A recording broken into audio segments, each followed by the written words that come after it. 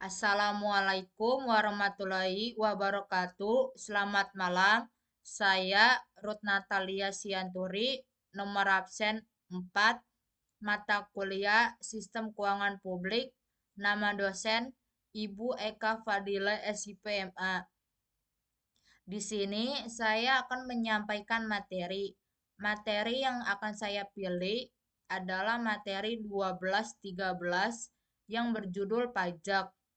Pajak Pajak adalah kontribusi wajib kepada negara yang bersifat memaksa berdasarkan undang-undang tanpa imbalan langsung dan digunakan untuk kemakmuran rakyat. Pajak merupakan sumber penerimaan negara yang ideal karena menjamin penerimaan bersifat ejek, meningkatkan dan memiliki fungsi regulasi serta budget air.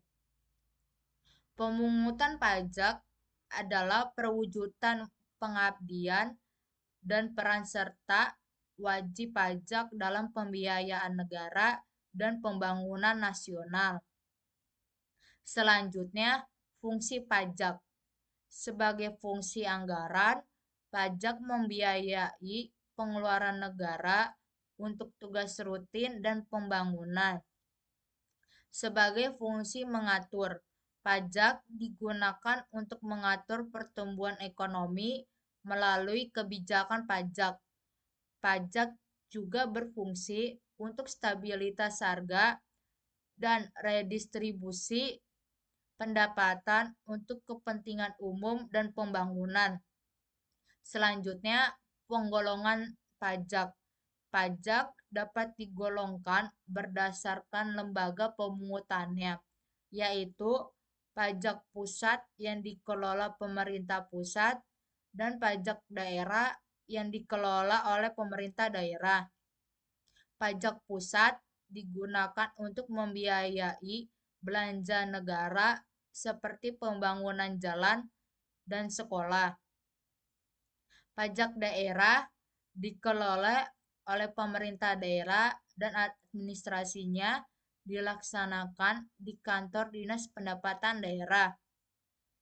Selanjutnya, prinsip penarikan pajak. Prinsip efisiensi berarti penerimaan pajak digunakan untuk membiayai pelayanan publik dan tugas pemerintah. Prinsip ability to pay yang artinya adalah kemampuan membayar, mendasarkan penarikan pajak pada kemampuan wajib pajak untuk membayar, mencakup keadilan. Pajak hendaknya bersifat universal, artinya dikenakan kepada semua orang tanpa terkecuali. Selanjutnya, prinsip Adam Smith. Prinsip kesamaan berarti beban pajak harus sesuai dengan kemampuan relatif setiap wajib pajak.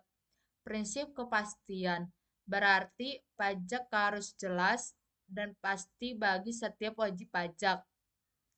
Prinsip ekonomi berarti pajak hendaknya menimbulkan kerugian minimal dengan biaya pemungutan tidak lebih besar dari penerimaan. Selanjutnya, prinsip ability to pay upfront. Prinsip ini mengenakan beban pajak sesuai dengan kemampuan wajib pajak diukur dari pendapatan dan pengeluaran.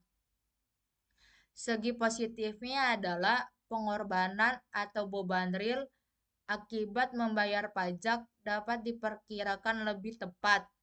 Selanjutnya, prinsip benefit approach. Prinsip pengenaan pajak ini didasarkan pada manfaat yang diterima wajib pajak setelah membayar pajak. Kelemahan prinsip ini adalah sulitnya mengukur manfaat yang diperoleh wajib pajak dari pemerintah secara pasti karena kontraprestasi tidak diterima langsung. Selanjutnya, klasifikasi jenis pajak. Klasifikasi pajak dibedakan berdasarkan segi yuridis administratif, dan segi analisis ekonomi, yaitu pajak langsung dan tidak langsung. Berdasarkan kemampuan membayar, pajak dibedakan menjadi pajak perseroangan dan pajak kebendaan. Berdasarkan hukum tata negara, pajak dibedakan menjadi pajak negara atau pusat dan pajak daerah. Klasifikasi pajak berdasarkan tarif pengenaannya. Pajak proporsional memiliki tarif pajak tetap untuk semua tingkat pendapatan. Pajak progresif memiliki tarif pajak yang meningkat seiring meningkatnya pendapatan. Pajak proporsional lebih sederhana, sementara pajak progresif dianggap lebih adil namun lebih kompleks.